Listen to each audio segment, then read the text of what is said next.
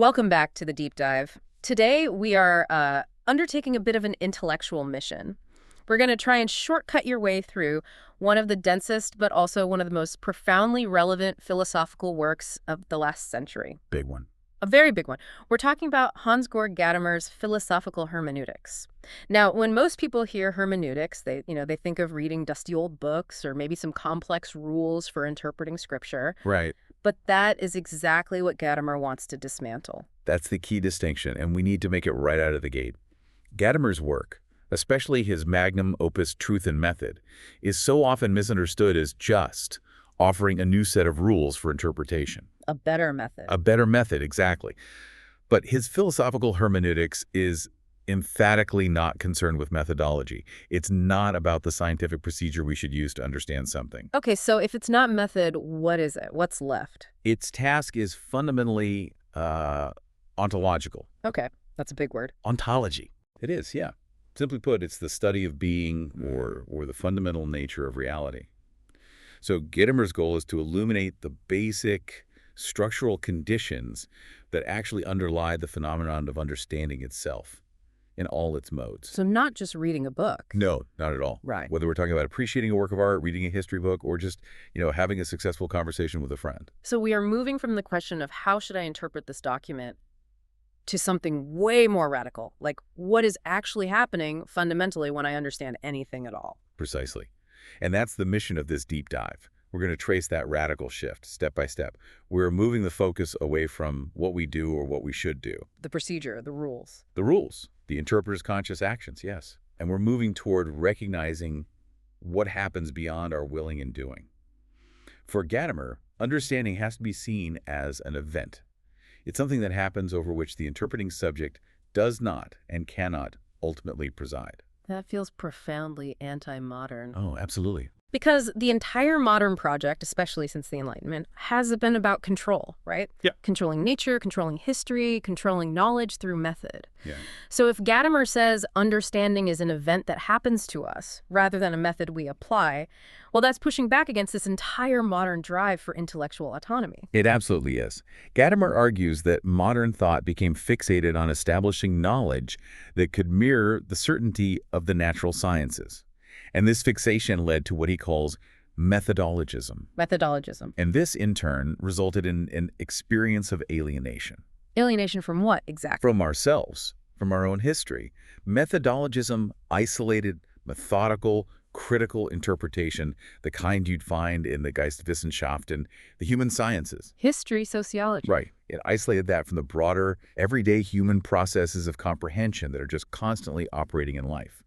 It created this dogma, this belief that true understanding only happens when a detached, objective subject applies a rigorous method. And Gadamer wants to free us from that. He wants to free us from that dogma and its distorted assumptions about who we are in our relationship to tradition. And he says we have to start by looking at the specific philosophical tradition that led us to this alienation in the first place. Okay, let's do that. Let's unpack this step by step and really get into the details of that historical trajectory.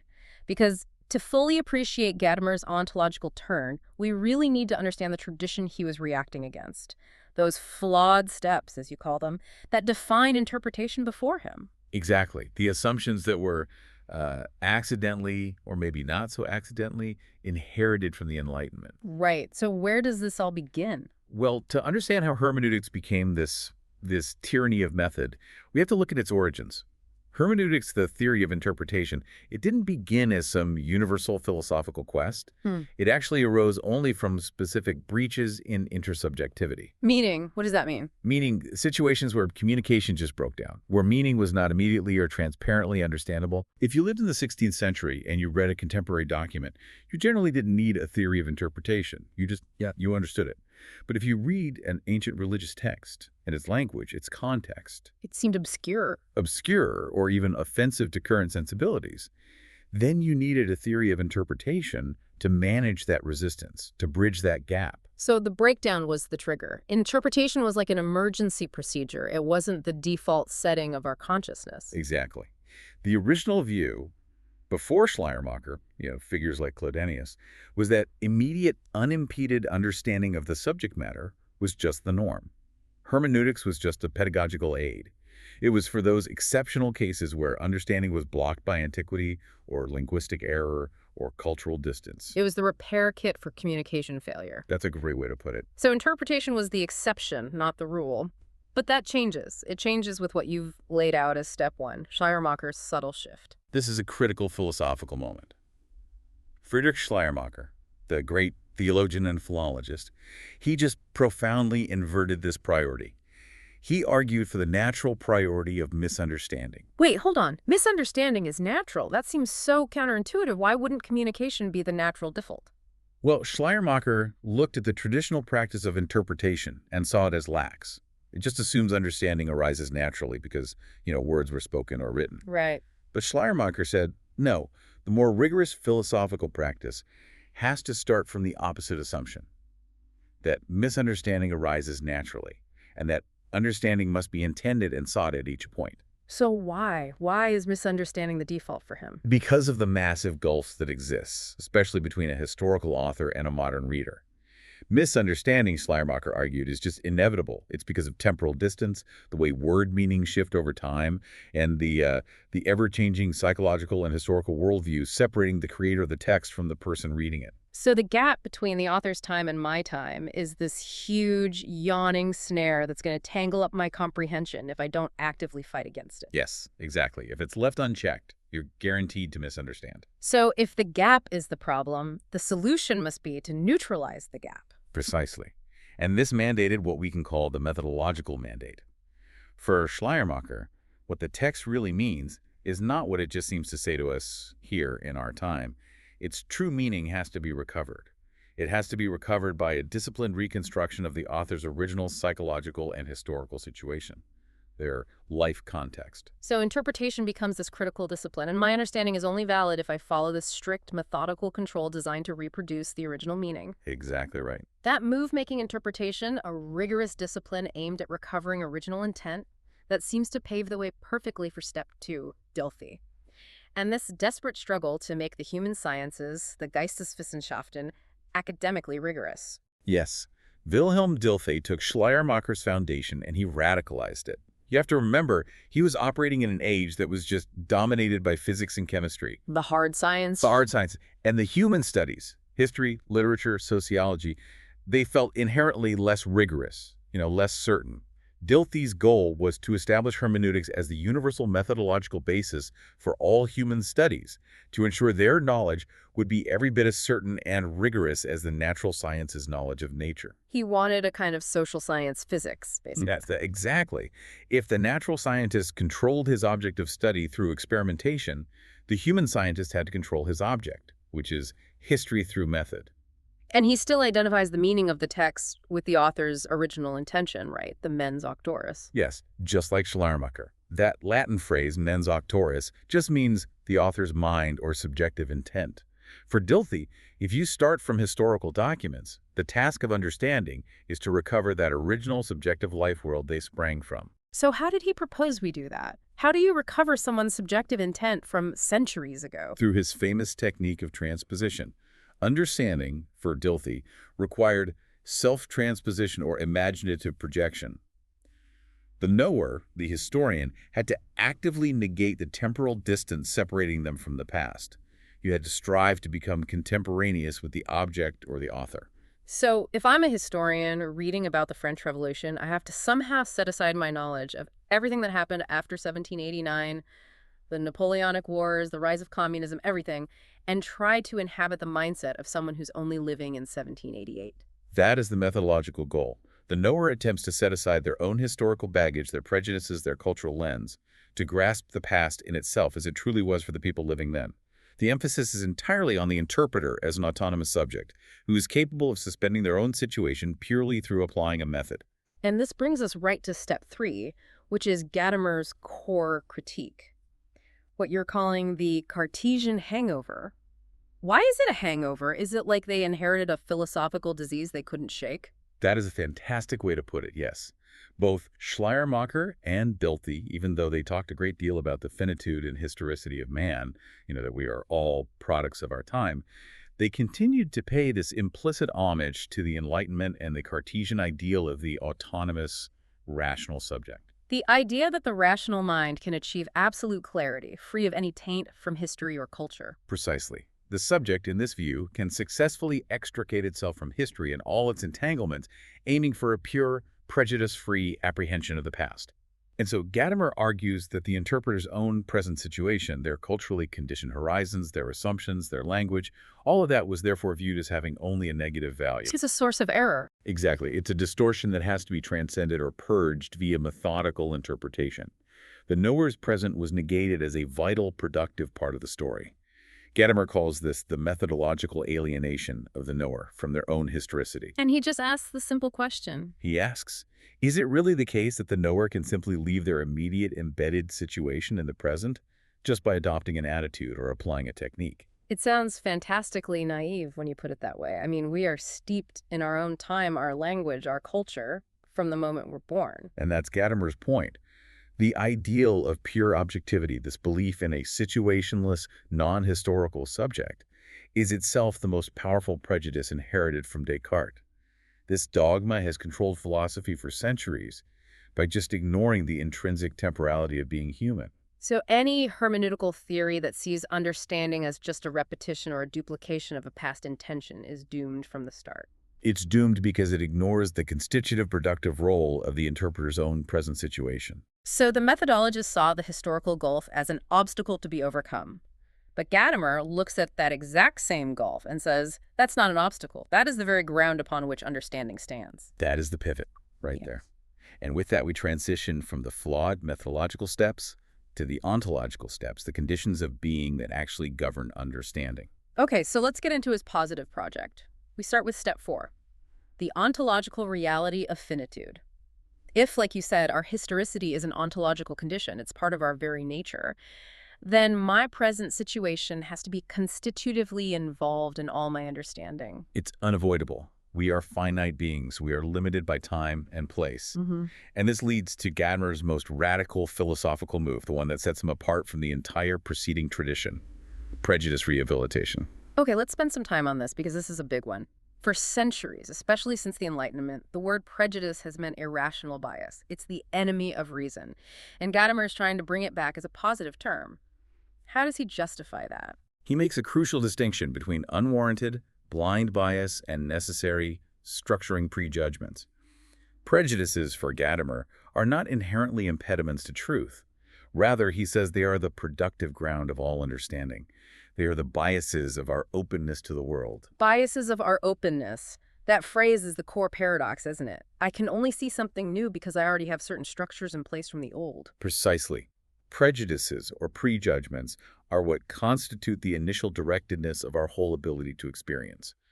We are shaped by the past in an infinity of ways, our language, our political concepts, our social norms, and these assumptions are given to us long before into critical reflection. So without these structures, we wouldn't even have a framework to ask questions or recognize something as new. If I had no prior assumptions about legal systems, I couldn't even begin to read a complex legal document. You just see words on a page. So the knower's boundness to their present horizon, their culture, their context, and the temporal gulf that separates them from the past are not negative sources of distortion to be purged. They are, paradoxically, the positive enabling conditions of historical understanding. That is the hermeneutical situation.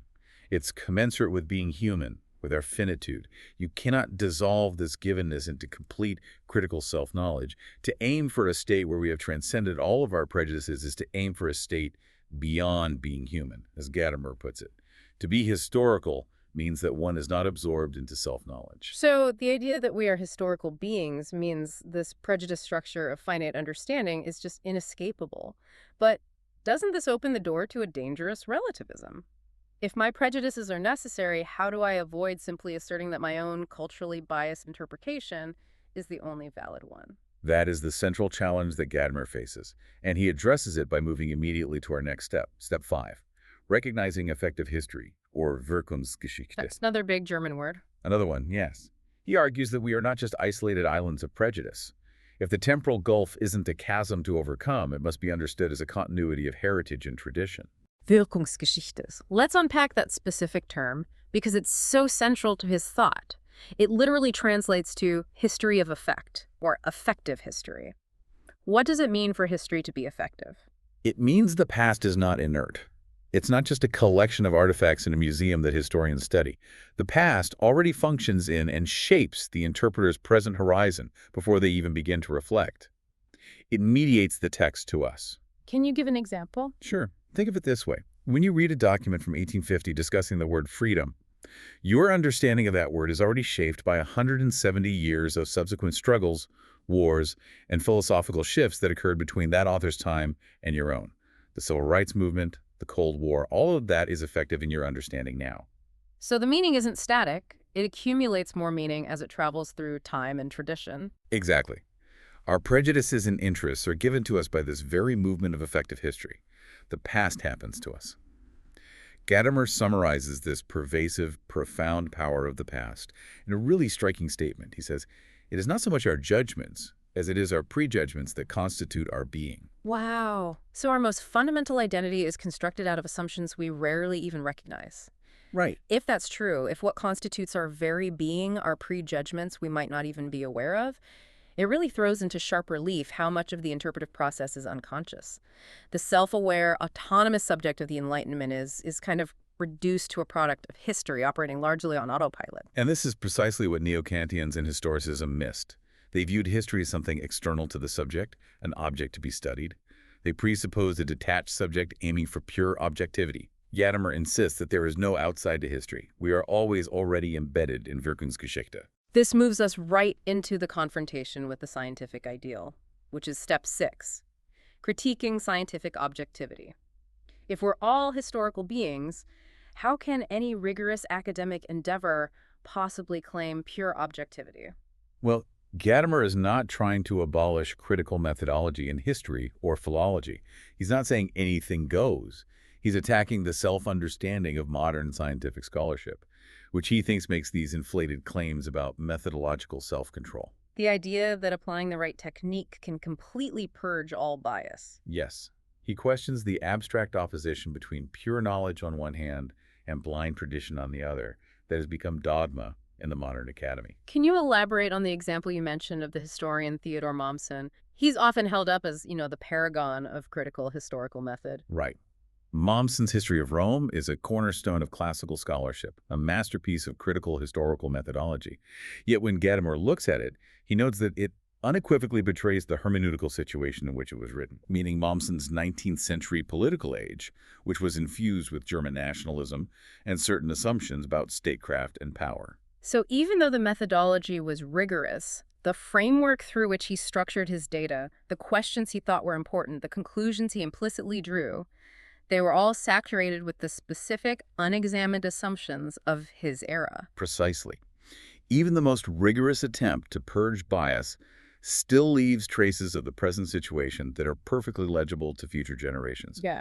And this, for Gadamer, is the evidence that scientific historical understanding is itself the bearer and continuer of tradition, whether it admits it or not.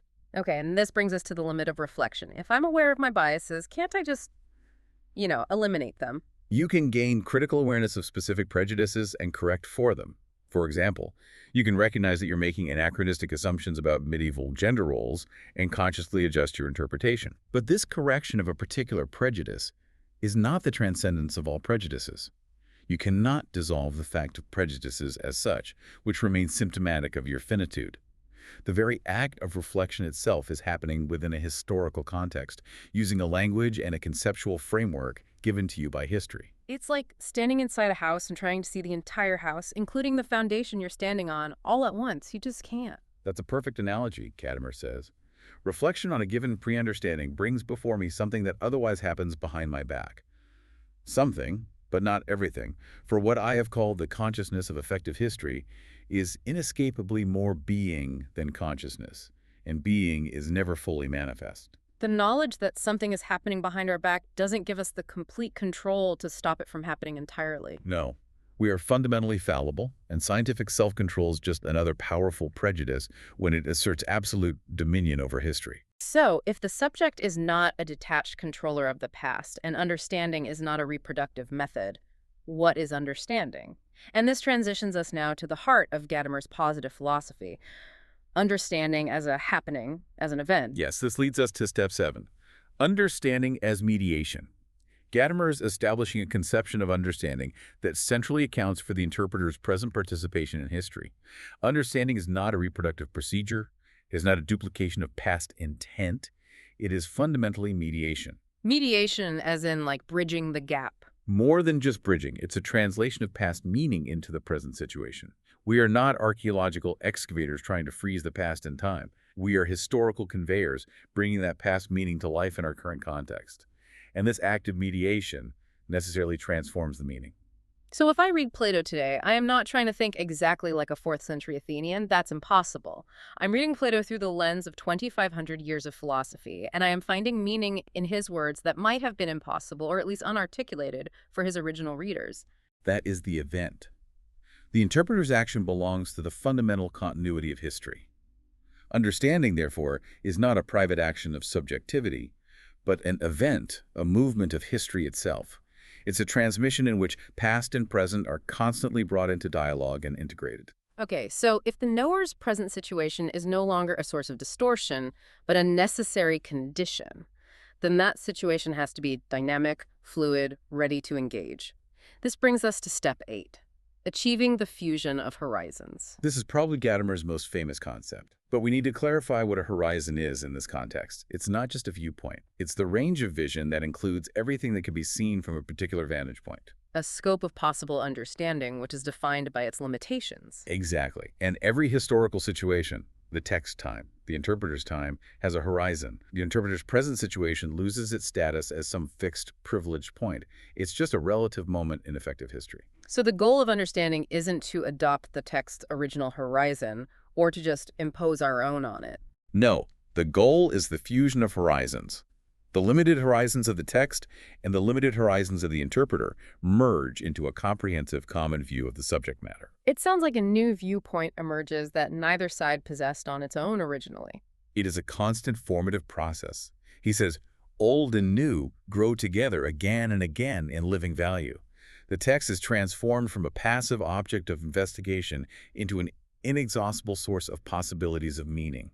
Because its meaning finds concretization, it becomes real in every new hermeneutical situation. So the question is never what the text meant then, but what it means now. Yes. This concept fundamentally moves us away from the scientific subject-object model, which leads us to step 9, the dialogue model, emphasizing active reciprocity. Gadamer argued very firmly that the process of understanding has much more in common with a genuine dialogue between two people than with the methodological investigation of an object by a subject. That was the experimental science model that had dominated earlier theorists. So how does this dialogue function differently from, say, a historian just grilling a source for information? Well, it involves equality and active reciprocity, and critically, it focuses squarely on the subject matter, not on the author's psychology, not the mens auctoris. Understanding requires present participation in what is said. Right. The literary document has an ideality of meaning that's detached from the psychological peculiarities of its origin. We don't ask, what did the author feel when they were writing this? We ask, what does this text tell us about courage, or injustice, or love? The subject matter that the text is trying to articulate. Focusing on the subject matter prevents the dialogue from devolving into objectification. We aren't trying to psychoanalyze the past. We're trying to grasp the truth the past attempted to express. And the hermeneutical conversation truly begins when the interpreter genuinely opens up to the text's challenging viewpoint to its otherness. This confrontation is what throws the reader's own deep-seated prejudices into critical self-consciousness. Let's talk about that moment of collision. What is the value of engaging with the otherness of the text? Well, think about what happens when you travel to an alien culture, a culture whose fundamental assumptions about time or family or work are completely different from your own. It is in that intense contact, that collision, that you become most acutely aware of the limits and the questionableness of your own deepest assumptions. The things you just took for granted as universal fact. Exactly. You only see the water you're swimming in when you step out of the river. Right. Confronting the otherness of the text, its foreignness, forces us to recognize assumptions that are so deep-seated they would otherwise just remain unnoticed. This is the consciousness of effective history in action. It brings an openness to new possibilities that is the precondition of genuine productive understanding. And the final critical element of this dialectic is learning to question the text. It's not just about absorbing the text, it's engaging it critically. Yes. The interpreter has to recover the fundamental concern that motivated the text, the original question the text is trying to answer. And this isn't simply isolating the original question scientifically, but being provoked by the subject matter to question even further. Genuine questioning involves laying open possibilities and suspending the presumed finality of both the text and the reader's current opinions. So the text, by posing its answer, forces us to reevaluate the question itself. And that process leads us to be questioned by the subject matter. Yes. When we transcend the historical horizon and fuse it with our own, we are led by the logos, by the subject matter.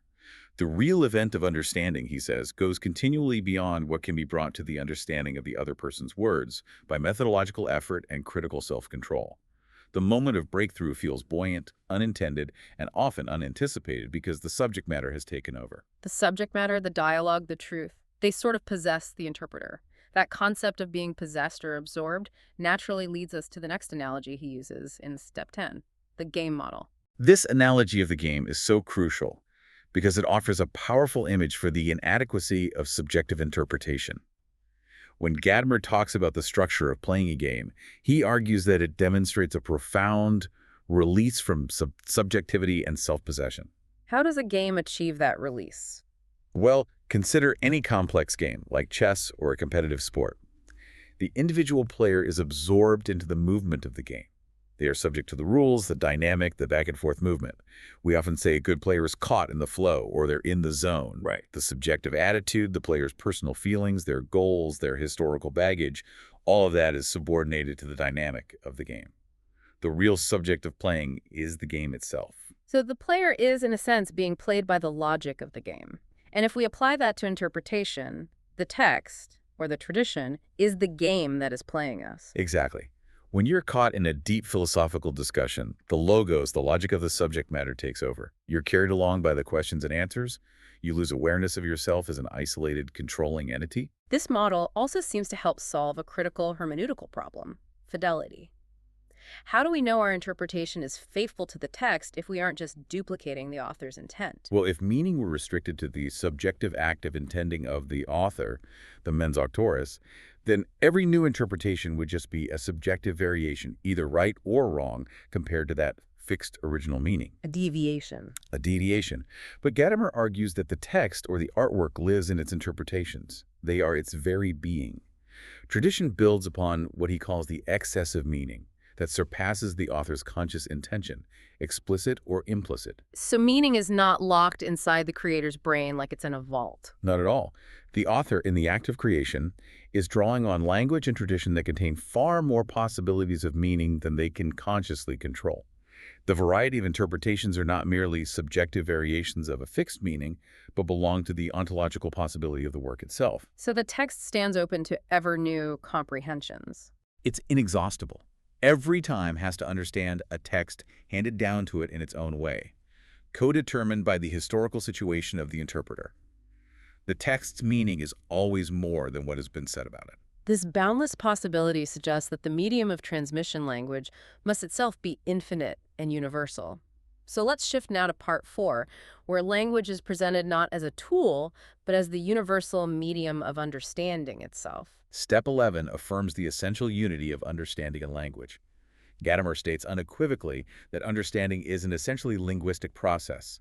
Language and the understanding of transmitted meaning are one and the same. Okay, that is a deep philosophical claim. We use language to understand things, sure, but why are they one and the same? Why can't I have an understanding of something wordlessly and then just use language to express it? Because language is the very medium in which past and present interpenetrate.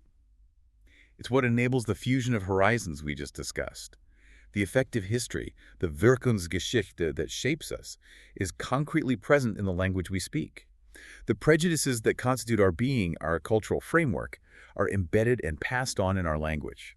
To have a world is to possess it linguistically. Wow. The limits of our understanding coincide with the limits of our common language. This completely refutes the long-held analogy of language as a tool or an instrument. That analogy is profoundly false. A tool is something external that we master and we lay aside when it's done its service. But we never find ourselves as a consciousness standing over against the world in some wordless condition, grasping after a tool of understanding. We're born into it. We are always already encompassed by the language which is our own. To learn to speak is not merely acquiring a tool for labeling a world we already know. It is acquiring acquaintance with the world itself by learning to participate in the tradition embedded in that language. So if language is this encompassing, shared reality, how does the individual act of speaking relate to the self? This takes us to step 12, the I-lessness of speaking. Right. Speaking does not belong to the sphere of the isolated I, it belongs to the sphere of the we. To speak means to speak to someone, and the actuality of speaking consists in the dialogue, which is ruled by a shared spirit of communication. And this takes us right back to the game model. So if language is a game, then the truth, the subject matter, is the ultimate player. Exactly. The meaning of a word is determined not just by the speaker's intent, but by what is roused in the other person, and how the communication shifts the shared understanding. The movement of dialogue is a game where the law of the subject matter is at issue. Statement and counterstatement are played into each other. When a dialogue succeeds, one is fulfilled by it. Without being aware of oneself, you become transparent to the meaning that is being disclosed. So the subjective I recedes, and the shared meaning, the reality manifested through language, comes into the foreground. The real being of language is that into which we are taken up when we hear it, what is said. That is the eyelessness. Yeah. And it leads us to step 13, transcending limits and the unsaid. Now, if we are so fundamentally encompassed by our language, doesn't that make us captives of it? Doesn't this lead straight back to linguistic relativism? Right, the idea that people speaking different languages literally inhabit non-communicating worlds. That is the essential counter-argument Gadamer has to address if he wants to maintain the universality of hermeneutics. And he does. He argues that while we live within a language, that's our finitude, we are not held captive by it because language is porous and open to expansion. And he uses the perfect practical example, translation. When you learn a foreign language, you are not undergoing a completely new socialization that requires you to abandon your old self and worldview entirely. Instead, you engage in mediation and translation. Translation is the proof that worlds can meet, even if it's imperfectly. The hermeneutical experience itself is the corrective through which reason escapes the limits of every given language system. Understanding is essentially linguistic, but in such a way that it constantly self-transcends the limits of any particular language.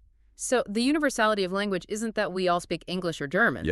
It's that anything can fundamentally be said. There is nothing fundamentally excluded from being said, provided our active meaning intends it. That sounds like a radical claim for language's capacity. It is, because language constantly gestures toward what is beyond it. Every assertion refers backward and forward to what is unsaid. And this brings in a concept from Hans' lips, the circle of the unexpressed. The infinity of the unsaid. Every word holds together what is said with the infinity of the unsaid. This infinity is the whole of being, the totality of reality, mirrored and disclosed in language. And because of this necessary incompleteness, interpretation has a continuing, never-ending task. Every conversation has an inner infinity and no end. Exactly. We stop talking only because we feel we've said enough. But every such break has an intrinsic relation to the resumption of the dialogue. The subject matter remains, inviting future generations to re-engage with the text and find new meaning in the unsaid. This whole discussion about the priority of being and the way language shapes us, it sounds incredibly indebted to Martin Heidegger. And that brings us to the final point here, step 14, the convergence with Heidegger and the turn. Oh, Gadamer's work is unthinkable without the initial influence of Heidegger. Heidegger's Being and Time show that understanding is not a cognitive act of a subject, but a fundamental mode of being, of Dasein. Right. However, it's the later turn in Heidegger's philosophy that truly provided the ontological bedrock for Gadamer. This turn emphasized the priority of being, of tradition, of historical reality over man, over subjectivity. So if Dilthey was trying to make man the autonomous subject who controls history, Heidegger was showing that history, or being, controls man. Exactly. The role that language plays in Heidegger's later thought is absolutely central. Language is the mysterious realm that allows what is to come to expression. This confirmed Gadamer's move to banish the concept of consciousness and selfhood from its central controlling position in hermeneutics. The realization is, language speaks us, rather than us merely controlling language. Which means the artwork, or the text, is not just a repository of meaning, but an event of disclosure. Heidegger's analysis of the artwork illustrates that art involves both disclosure and concealment in being, which parallels tradition's inexhaustible power. Being is event, it is happening. And that involves obstinateness, complexity, and openness. For Gadamer, this insight protects tradition from total objectification. So tradition, like being, isn't a thing existing behind its disclosures. It is its disclosures. It is precisely its happening, its continuing self-manifestations, preserving possibilities of meaning against any final definitive capture by methodological science. So the convergence confirms that the core focus of Gadamer's philosophical project is this shift from the subjective self to the event of truth itself, disclosed through language. Man is defined only insofar as he participates in the event of being. Thinking is the place where being clears itself and shines forth, giving thinking an ontological status that transcends mere human intentionality. And Gadamer successfully brings this profound ontological insight to bear on the humanistic disciplines, demonstrating that history, art, and philosophy resist the kind of total methodological control that modern scientific self-understanding has claimed for centuries. It is a comprehensive philosophical structure. We began with methodology, trying to control history in the text, and we've ended with ontology showing that history and language control us, inviting us into an infinite dialogue. That's the journey. Okay. We have completed this extensive deep dive, tracing the journey from the alienation of methodological interpretation, driven by the ideals of Schleiermacher and Dilthey, to replicate a single, fixed, past intention, all the way to Gadamer's ontological event. Earlier, hermeneutics fundamentally failed because it tried to control what Gadamer demonstrates must happen naturally, as an event of mediation. By showing that prejudice is the productive ground of our understanding, and that tradition is an effective history, a Wirkungsgeschichte constantly shaping our horizons, Gadamer restores understanding to its intrinsic historical finitude. Understanding is not a mirror held up to the past, it is a creative, continuous rearticulation in the present. And his solution, the fusion of horizons, is not a method to follow, but a profound description of what actually takes place dialectically, through dialogue and through the medium of language, constantly transforming both the text and the interpreter. And it is so important to reiterate, Gadamer offers no new methodology. His purpose is purely descriptive and reflective. He wants us to achieve an awareness of the human context within which all understanding, including scientific understanding, occurs. His reflection illuminates the guiding pre-understandings in all fields, fighting the dogmatism that asserts a clean separation between critical reflection and the flow of tradition. And that reflection leads us back to the final fascinating paradox, the risk of mediation or translation. Understanding requires mediation and transformation. When we interpret or translate, he says we must modify what is said so that it can remain the same. Okay, that sounds like a contradiction. It does, but think about trying to explain a complex joke from the 16th century to a modern audience. You can't just repeat the original words, you have to transform the cultural context, you have to modify the form so that the joke's essential meaning or spirit remains intact. Yeah. If we were to attempt a pure, unmediated repetition of words spoken 2,000 years ago, we would only be imagining we were saying the same thing. We'd actually be saying something quite different because the entire historical context that gives those words weight has shifted. So the historical existence of human beings entails that this risk of mediation is not optional for us. It's unavoidable. If understanding is a game and we are being played by the movement of tradition and language itself, we are constantly engaged in an interpretive event that happens behind our back. And this raises the final provocative question for you, the learner, that builds directly on this vast philosophical structure. Right. If Gadamer is right that reflection on a given pre-understanding brings before me something that otherwise happens behind my back, then what collision, what encounter with the otherness of a genuinely challenging viewpoint might be necessary for you to expose the deepest, most effective prejudice that drives your current worldview? What fundamental, unexamined assumption about technology or truth or human nature is currently happening behind your back that drives your next judgment? And how can you invite the game of dialogue to reveal it? That's the challenge. A truly existential question that demands constant re-engagement. Thank you for joining us for this deep dive into philosophical hermeneutics. We'll see you next time.